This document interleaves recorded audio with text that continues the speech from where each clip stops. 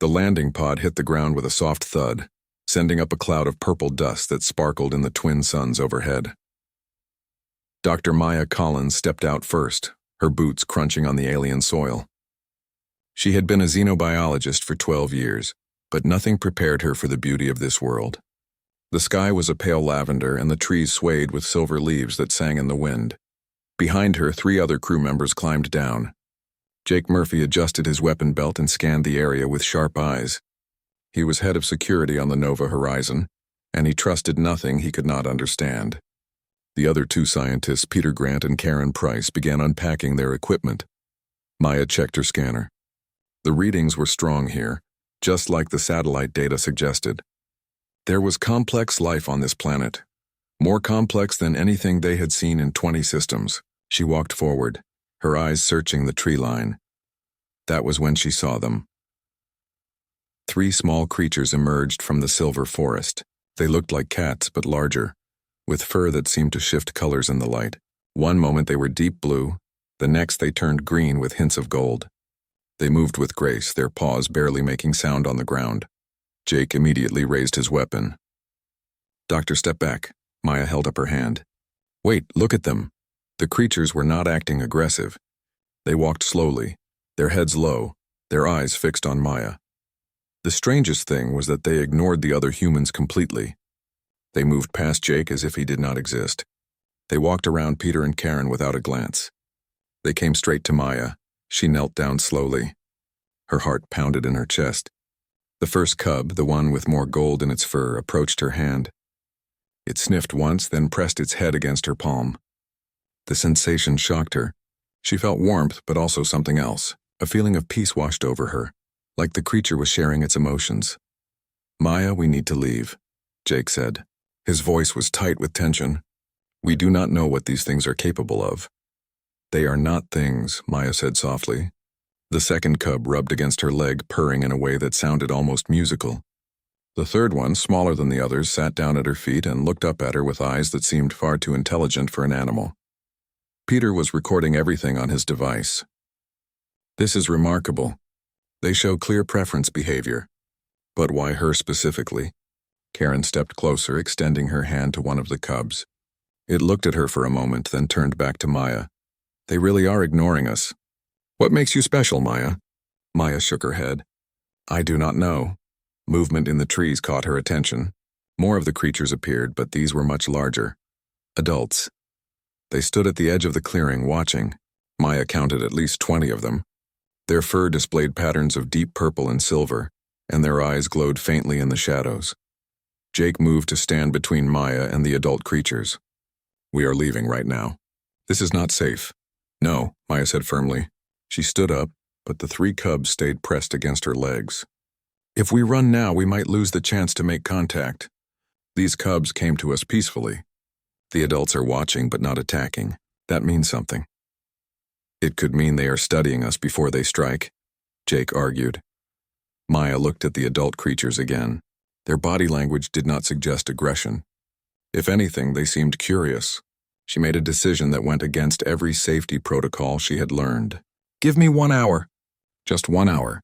If anything goes wrong, you can pull me out." Jake looked like he wanted to argue more, but something in Maya's expression stopped him. He had worked with her for 3 years. He knew she was not reckless. 1 hour. "If you are not back at the pod, I am coming in with full force." Maya nodded. She started walking toward the tree line, and the 3 cubs moved with her. They did not walk behind her like pets following a master. They walked beside her, matching her pace, sometimes moving ahead to look back and make sure she was coming. It was a partnership, not obedience. The adult creatures parted as she approached. Up close, they were even more magnificent. Their fur rippled with colors that Maya had no names for. She could see intelligence in their eyes, deep and ancient. One of them, larger than the others with patterns of silver and gold, stepped forward. The creature made a sound.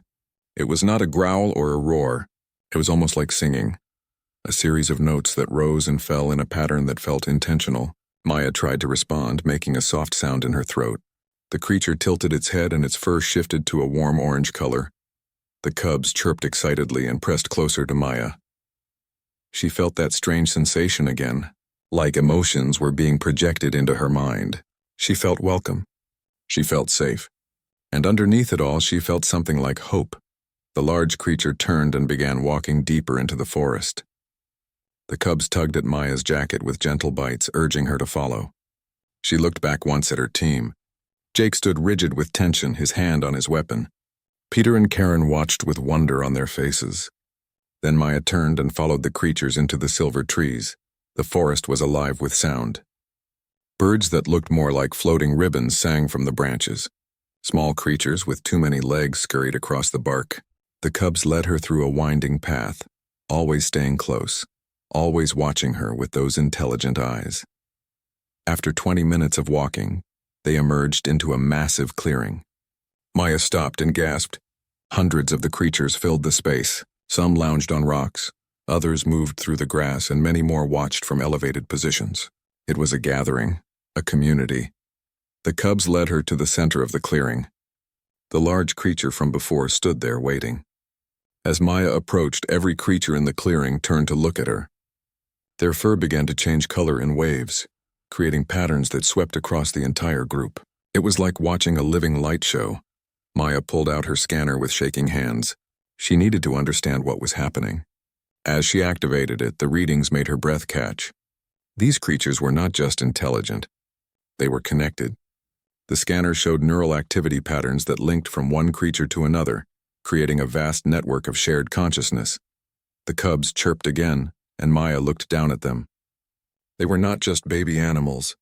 They were scouts, evaluators, decision-makers. And they had chosen her, but why?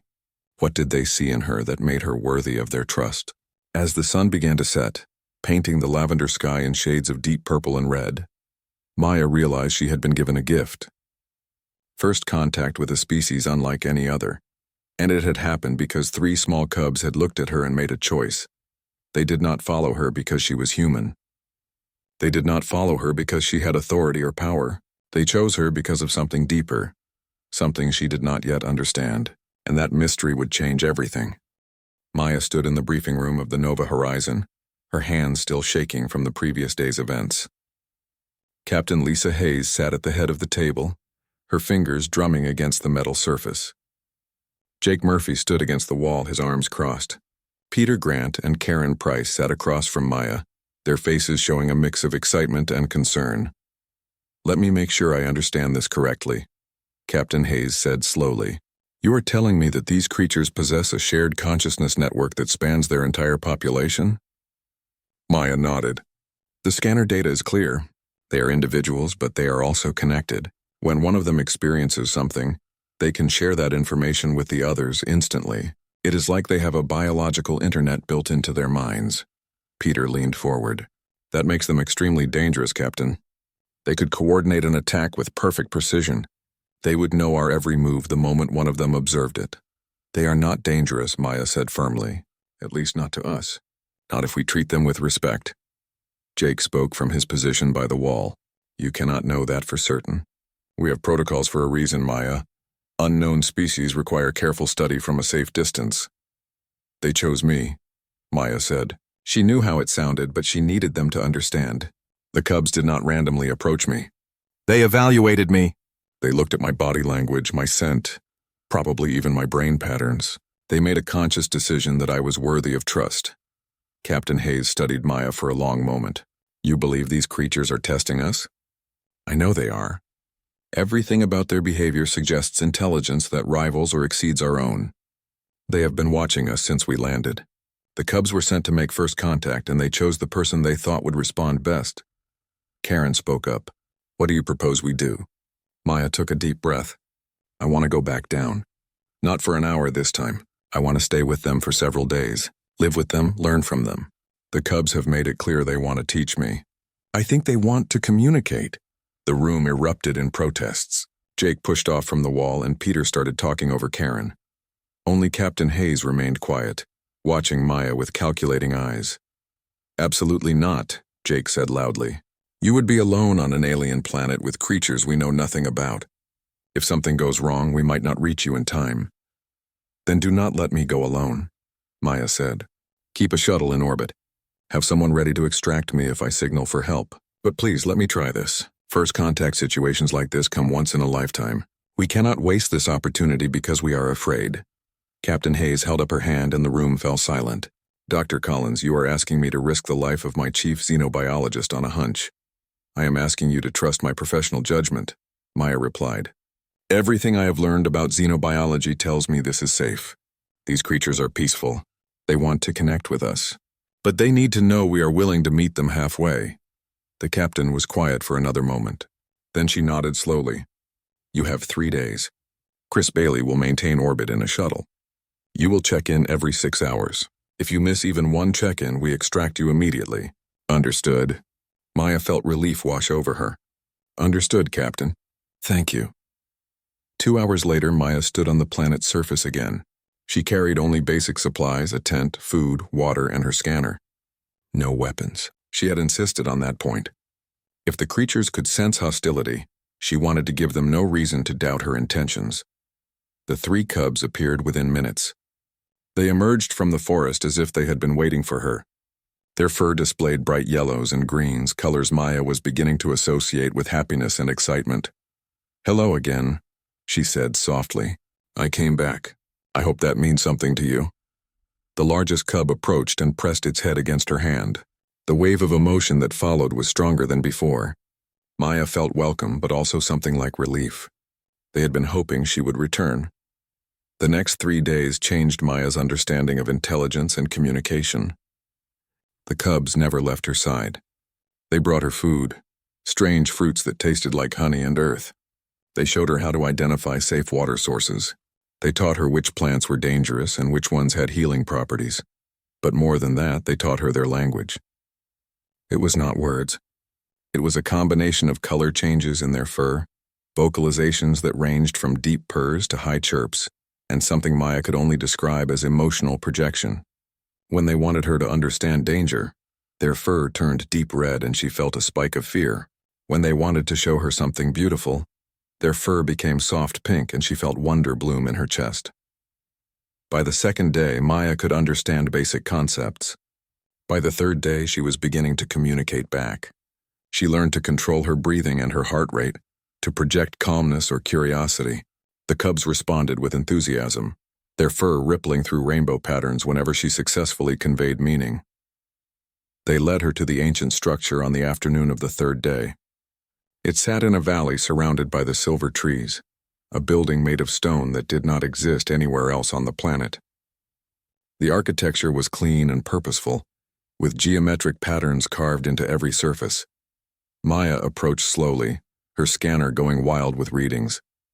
The structure was old, thousands of years old, but it was clearly artificial, clearly made with technology and intelligence.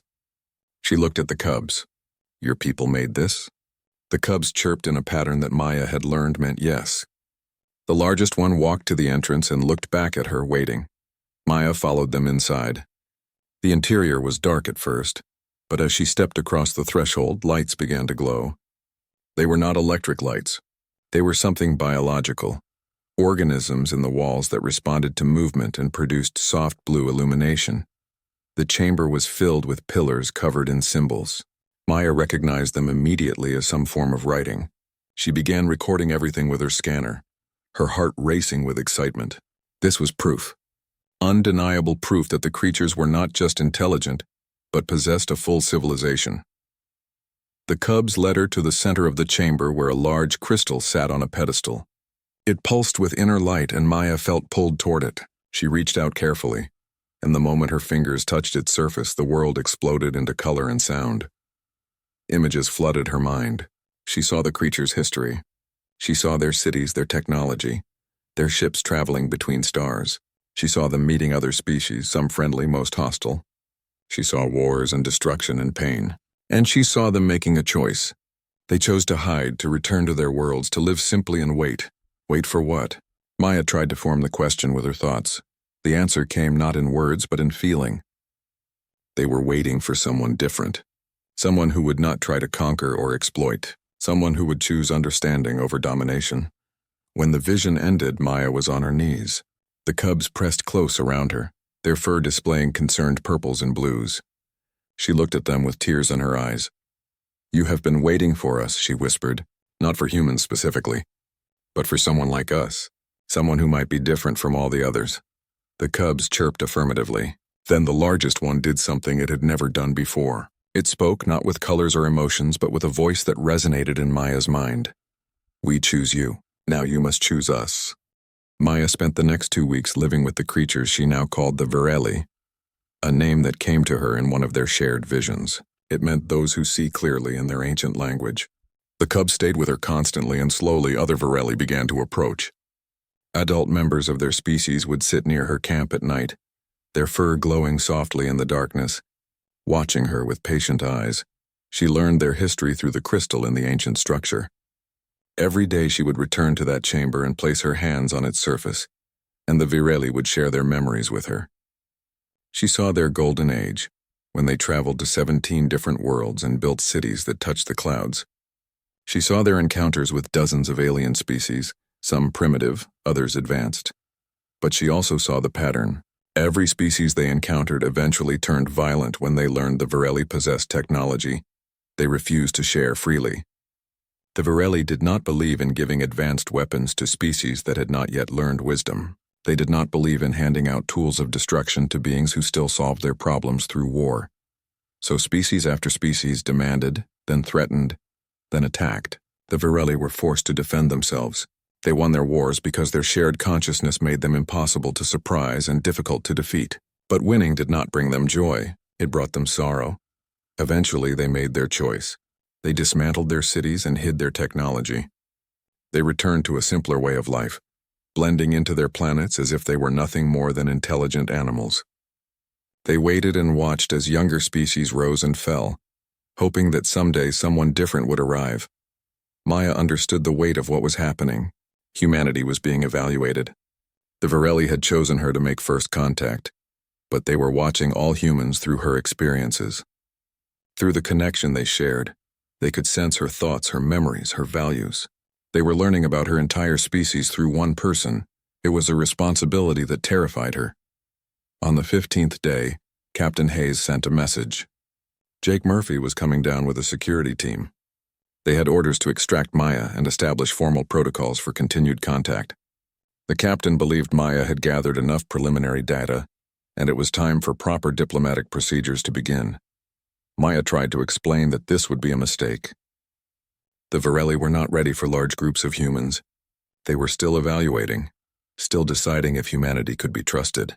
But the captain's orders were firm. Jake would arrive the next morning. Maya told the cubs what was coming. Their fur immediately shifted to dark reds and oranges. Colors she had learned indicated distress and warning.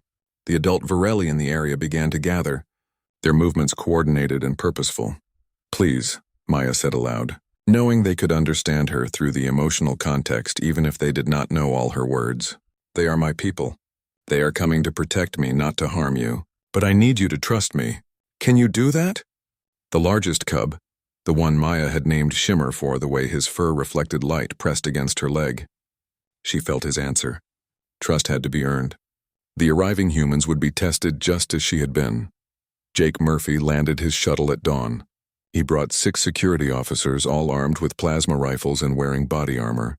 Maya watched them approach the ancient structure where she had asked them to meet her. The Virelli watched too. Hundreds of them hidden in the trees, their presence barely visible except for the occasional shimmer of colored fur. Jake's face was hard with determination. Maya, are you hurt? No, she said calmly. I am fine. Better than fine, actually. He looked at the 3 cubs pressed against her legs. Those things are still with you. They are not things. They are the Virelli, and they are intelligent beings. You need to understand that before you do anything else. One of the security officers raised his weapon slightly, his eyes scanning the tree line. Captain, I am reading multiple heat signatures in the forest. We are surrounded. Jake's hand moved to his weapon. Maya, step away from those creatures and come with us. Right now. No, Maya said firmly. Jake, listen to me. This is a test. The Virelli have tested every species they ever encountered at this exact moment. When fear overcomes reason, when strength is chosen over understanding, that is when species fail. Please do not let us fail. A test? Jake's voice rose with frustration. You have been down here for 2 weeks with creatures we know nothing about, and you are talking about tests? Our job is to keep you safe, Maya. not to play games with aliens. This is not a game, Maya said. She could feel the tension in the Virelli around them, the way their shared consciousness was focused on this moment. Every species they encountered reacted with violence when they felt threatened. Every single one. And every single one proved they were not ready for the knowledge the Virelli could share. More adult Virelli emerged from the trees. They moved silently, forming a loose circle around the humans. Their fur displayed patterns of deep blue and silver, neutral colors that indicated they were waiting, watching, judging. One of Jake's officers aimed his rifle at the nearest Virelli. "Sir, we need to extract Dr. Collins immediately." Jake looked at Maya. She saw the conflict in his eyes. He was trained to see threats and eliminate them, but he also knew Maya, knew she was not reckless, knew she would not risk her life without good reason. "Tell me what you need," he said quietly. Maya felt hope surge in her chest. "I need you to lower your weapons. I need you to show them that humans can choose peace even when we are afraid. Please, Jake, trust me the way they are trying to trust us." The moment stretched out like a physical thing. Jake's hand stayed on his weapon. The security officers watched him, waiting for orders. The Virelli watched them all, their fur beginning to shift toward darker colors. Then Jake made his decision. He removed his hand from his weapon and held both hands out, palms open. "Security team, lower your weapons." "Do not aim them at the Virelli, sir," one officer protested. "That is an order," Jake said firmly. "Weapons down. Show them we mean no harm." Slowly, reluctantly, the security officers lowered their rifles. They did not holster them, but they pointed them at the ground instead of at the Virelli. The change in the Virelli was immediate and stunning. Their fur shifted from dark blue to brilliant gold, a color Maya had learned meant joy and approval. The adult Virelli began to make sounds, a chorus of musical notes that filled the air. The cubs at Maya's feet chirped excitedly and rubbed against her legs. Maya walked toward Jake with tears in her eyes. "Thank you. You have no idea what you just did." "I hope I do not regret it," Jake said, but there was a small smile on his face. The largest of the adult Virelli approached. It was massive up close, easily twice the size of an earth tiger. Its fur was predominantly silver with patterns of gold and blue. It walked directly to Jake and looked up at him with eyes that glowed with inner light. Jake stood his ground, though Maya could see the tension in his shoulders. The Virelli made a deep sound, almost like a purr, and its fur shifted through a rainbow of colors. "What is it doing?" Jake asked quietly.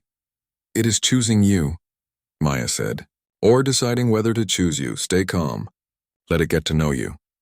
The Virelli circled Jake slowly, its nose working to catch his scent. Then it did something unexpected. It sat down in front of him and bowed its head, exposing the back of its neck in a gesture that Maya knew indicated trust and submission. Jake looked at Maya in confusion. She nodded encouragingly. "Touch it gently on the back of the head." Jake reached out slowly. His hand shook slightly as he placed it on the Virelli's fur. The moment they made contact, Jake gasped. Maya knew what he was experiencing. The flood of emotion, the sense of connection, the feeling of being seen and understood at a fundamental level. The Virelli raised its head and made a sound that was unmistakably pleased. Its fur glowed bright gold. Then it turned and walked back to the other adults, who were all displaying golden patterns now. Jake looked at his hand, then at Maya. "What just happened?" "You passed the test," Maya said softly. "You chose to trust when it would have been easier to fight." And they saw that. They saw that humans can be different. Captain Lisa Hayes stood in the underground chamber 3 weeks after Jake's first encounter with the Virelli. The entire senior staff of the Nova Horizon surrounded her, along with Maya and the 3 cubs who refused to leave Maya's side even aboard the ship. The chamber hummed with energy from thousands of bioluminescent organisms in the walls, painting everything in soft blue light. Before them sat 3 of the Virelli elders. These were ancient beings, their fur carrying patterns so complex that Maya sometimes lost herself just trying to follow the swirling colors. The largest elder, whose name translated roughly to Old Wisdom, was the one who primarily communicated with the humans through Maya's translation.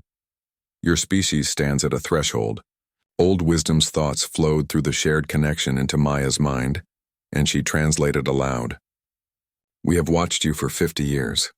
We saw your first ventures into space. We heard your radio signals reaching across the void. We studied your wars and your peace treaties. We observed your progress. Captain Hayes listened carefully. She was a career officer, someone who believed in humanity's potential but also understood its flaws. What did you see that made you reveal yourselves to us? Old Wisdom's fur shifted through shades of green and gold. We saw possibility. You are a young species, still learning, still making mistakes, but we also saw individuals who chose compassion over cruelty, understanding over ignorance. We saw Maya Collins, who approached our cubs with curiosity instead of fear. We saw Jake Murphy, who lowered his weapon when it would have been easier to fire it. Peter Grant spoke up from his position near the back. You said we stand at a threshold. What does that mean? The three elders exchanged looks. Their fur synchronizing in patterns that Maya had learned indicated deep communication within their shared consciousness. Then Old Wisdom continued. We offer you a choice. We will share our knowledge with humanity, our technology, our understanding of the universe, our methods of living in harmony with the worlds we inhabit. But this gift comes with a condition. What condition? Captain Hayes asked. You must slow your expansion into the cosmos. You must take time to grow as a species, to resolve your conflicts, to become truly unified. We have seen too many young species spread across the galaxy like a disease, consuming and destroying in the name of progress. We will not enable that pattern to continue. The chamber fell silent. Maya watched the expressions on the faces around her. Some showed interest, others concern, and a few displayed clear anger at the suggestion that humanity needed to be limited in any way. Peter was the first to speak. You are asking us to accept restrictions on our own development. What gives you the right to judge whether we are ready for the stars? Old Wisdom's fur darkened slightly. Experience, pain, loss. We have seen 73 species destroy themselves through rapid expansion before they developed the wisdom to handle the power they obtained. We will not provide the tools for humanity's self-destruction. Jake, who had remained quiet until now, stepped forward. How would this work? You cannot enforce restrictions on all of humanity. We are not unified under one government. We know, Old Wisdom replied through Maya. That is part of the problem and part of the solution. We do not ask all humans to accept this offer. Only those who choose to. Some of your nations and colonies will reject our terms. They will continue their expansion at their own pace. But those who accept will join our coalition. They will learn our ways. They will grow at a measured pace. And eventually, when they are ready, they will have access to wonders beyond your current imagination. The debate that followed lasted for hours. Captain Hayes argued that the offer represented an unprecedented opportunity. Peter countered that accepting alien oversight was dangerous and potentially insulting. Jake pointed out the practical difficulties of implementing such an agreement. Karen Price suggested that humanity might benefit from slowing down and learning from a species that had already made the mistakes humans were rushing toward. Throughout it all, Maya translated and observed. The cubs at her feet remained calm, their fur displaying soft greens and blues. They trusted her to help the humans understand. But she could also sense their uncertainty through the connection. They had chosen her, but they could not choose for all of humanity. During a break in the discussions, Maya walked outside with Jake. The twin suns were setting, painting the sky in shades of purple and gold. The three cubs followed as they always did. What do you think? Jake asked her. Is this offer genuine, or are we missing something? Maya watched the cubs playing in the grass, chasing each other in spirals while their fur flashed with happy yellows. I think they mean every word. The Varelli do not lie, Jake. They cannot lie, not with their shared consciousness. Deception would ripple through their entire species and cause psychological pain.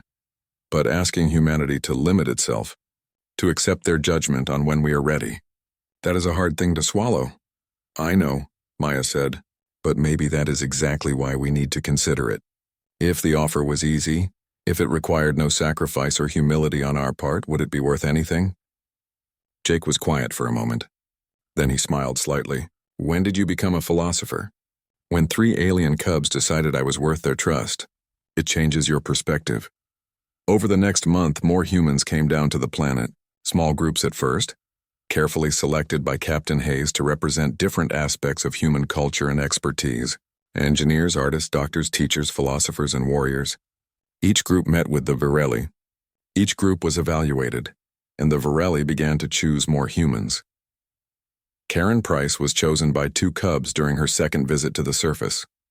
She was examining a sick adult Virelli, trying to understand its biology to help treat an infection. When the cubs approached her, they pressed against her, purring, and she felt the connection form.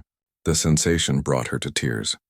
She could feel their gratitude, their trust, their hope that she would use her knowledge to help their people. Danny Shaw, one of the ship's engineers, was chosen while examining a piece of ancient Virelli technology. He was trying to understand how it worked without taking it apart, showing respect for something he did not fully comprehend. A cub sat down beside him and watched his work, occasionally chirping as if offering encouragement.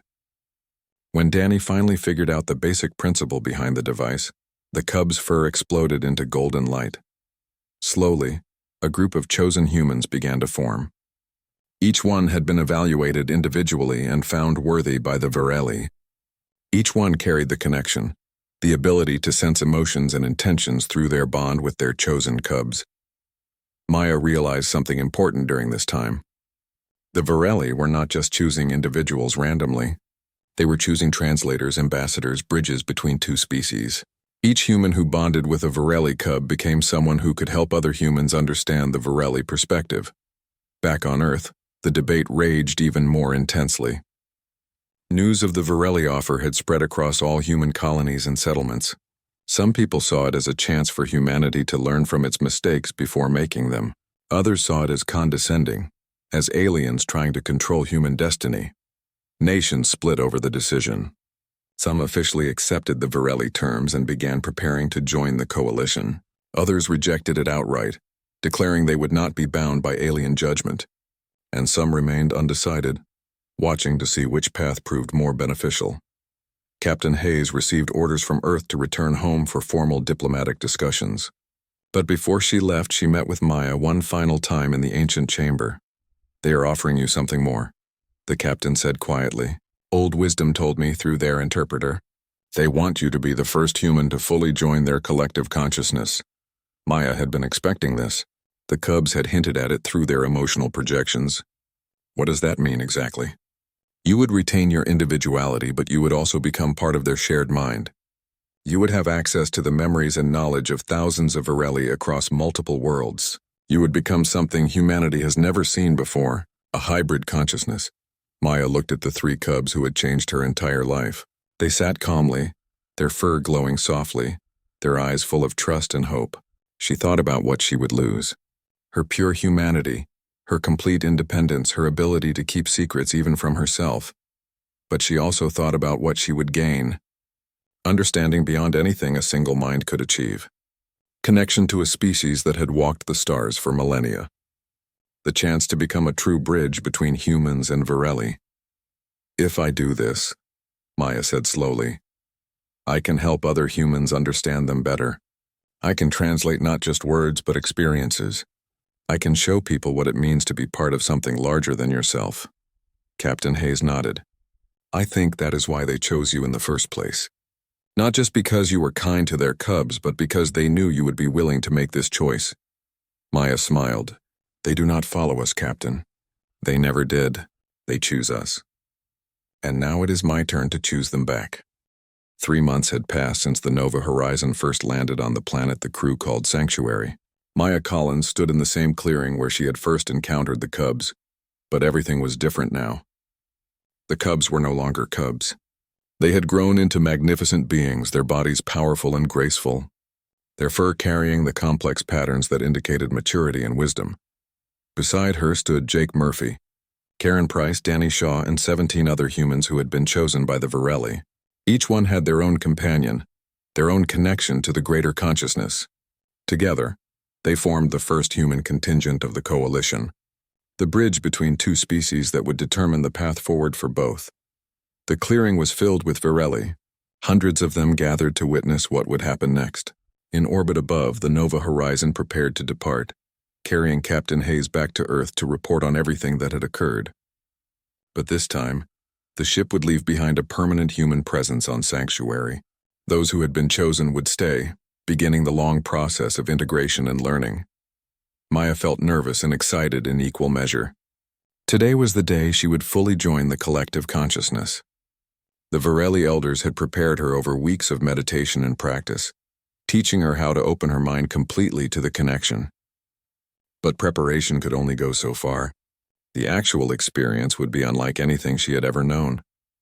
Old wisdom approached her, moving with the careful grace of ancient years. The elder's fur displayed patterns of silver and deep blue, colors of wisdom and ceremony. Behind old wisdom came two other elders forming a triangle around Maya. "Are you ready?" The question flowed into Maya's mind. Not from old wisdom alone, but from all three elders simultaneously.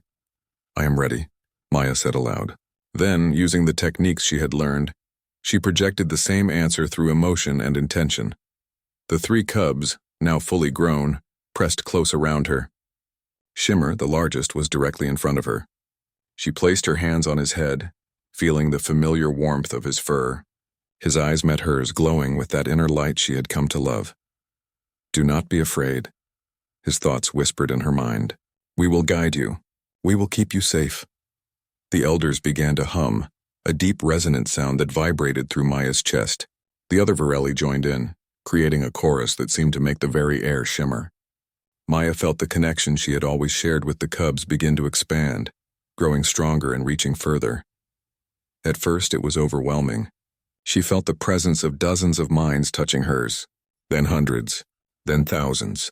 Each one was distinct, an individual personality with its own memories and experiences. But they were also united, part of a greater whole that spanned across sanctuary and reached to other worlds in the system. Maya gasped as memories flooded into her. She saw the Varelli homeworld in its golden age, cities of crystal and light that reached toward the sky. She experienced the joy of first contact with other species, the hope that they might find kindred spirits among the stars. She felt the pain of betrayal when those species turned violent, demanding technology they were not ready to wield. She lived through the wars, brief and terrible, where the Varelli defended themselves with precision and efficiency. She understood their sorrow at being forced to harm others, even in self-defense. She witnessed their great council, where they made the choice to hide, to wait, to preserve their knowledge until someone worthy came along, and she saw herself through their eyes. She saw the moment the cubs first observed her stepping out of the landing pod. She felt their careful evaluation of her body language, her scent, her neural patterns. She understood why they chose her. It was not because she was special or superior. It was because she approached them with genuine curiosity and respect, without fear or aggression. The flood of information began to slow, becoming manageable. Maya learned to navigate the collective consciousness, to focus on specific thoughts and memories without being overwhelmed by the totality of the experience. She was still herself, still Maya Collins, but she was also something more now. She was part of the Varelli, and they were part of her. When she opened her eyes, tears streamed down her face. She looked at Shimmer and understood him completely. He was not just her companion. He was her partner, her friend, her connection to an entire civilization. And through him she could sense every other Varelli in the collective. "I understand now," she said, her voice shaking with emotion. "I understand why you waited so long, why you needed to be sure." Old wisdom's fur shifted to warm gold. "And now you can help your people understand as well. You can show them what we see, what we feel, what we hope for the future." Maya turned to face the other chosen humans. They watched her with a mixture of awe and concern. She walked to Jake first, placing her hand on his shoulder. Through the connection she now shared with the Varelli, she could project her experience to him in a way that words could never capture. Jake's eyes widened as he felt what she had felt, saw what she had seen. "Maya, that is incredible. It is beautiful. It is what we can become," Maya said. "Not all of us, not right away. But those who are ready, those who choose this path, we can be part of something greater than ourselves. We can learn from their mistakes. We can grow at a pace that does not destroy us." Karen approached next, and Maya shared the experience with her as well. One by one, the chosen humans felt the truth of what the Varelli offered. Not domination or control, but partnership and growth. Above them, the Nova Horizon began its departure, its engines lighting up the sky.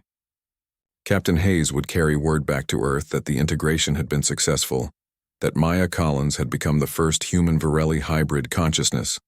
She would tell the governments and people of Earth that the choice was real, that the offer was genuine, and that humanity had to decide what path it would take. Maya knew that not all humans would accept the Varelli terms. Some colonies and nations would reject the idea of slowing their expansion, of accepting guidance from an alien species. They would continue to push outward into the galaxy at their own pace, making their own mistakes and hopefully learning from them. But others would choose differently. They would join the coalition. They would learn from the Varelli. They would grow slowly and carefully, building a civilization that could handle the power it obtained. And eventually, when they were truly ready, they would have access to technology and knowledge that could transform humanity into something remarkable. The division would be painful. Humanity would split, not in war but in philosophy. But perhaps that was necessary. Perhaps some people needed to learn through experience while others learned through wisdom.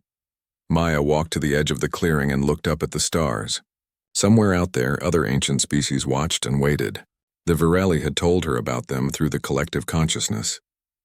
Races that had hidden themselves away after being disappointed by younger species too many times. Beings of incredible power and knowledge who chose isolation over engagement. But if humanity could pass the Varelli test, if they could prove that a young species could choose wisdom over war, then perhaps those ancient ones would reveal themselves as well. Perhaps the galaxy was not as empty as it seemed. Perhaps it was just waiting for someone to prove they were worthy of joining the greater community. Shimmer came to stand beside her, his massive form a comforting presence. His fur glowed with soft rainbow colors reflecting his contentment and hope. Through their connection, Maya felt his thoughts clearly. "We do not follow humans," he projected. "We never did. We choose partners. We choose beings who approach us with respect and curiosity. We choose those who prove they can set aside their fear and aggression. And in choosing, we offer them the chance to choose us back." Maya placed her hand on his head, feeling the warmth of his fur and the depth of their connection. "And I choose you. I choose this path. I choose to help my people understand what you have shown me." Around them, the other chosen humans gathered with their Varelli companions. They formed a circle, human and Varelli standing together, the first members of a new kind of community. They were the bridge between two species, the proof that partnership was possible, the hope for a better future. The sun set over Sanctuary, painting the sky in shades of purple and gold. In the growing darkness, the Varelli began to glow, their fur producing soft, bioluminescent light. The chosen humans stood among them, no longer afraid, no longer separate, but part of something larger and more beautiful than anything they could have built alone. 3 months ago, security had asked why the cubs followed Maya. She had told them the truth then, and it remained true now. They do not follow. They choose. They choose curiosity over fear, partnership over domination, wisdom over power. And in choosing, they offer others the chance to choose as well. Not the path of empire and expansion at any cost. Not the route of consuming resources and conquering worlds, but the path of cooperation and measured growth. The path of learning from those who came before. The path of becoming worthy of the stars instead of simply reaching them. Maya looked around at her companions, human and Varelli alike, and smiled. This was just the beginning. The real work lay ahead, helping humanity understand what it meant to choose differently, to grow wisely,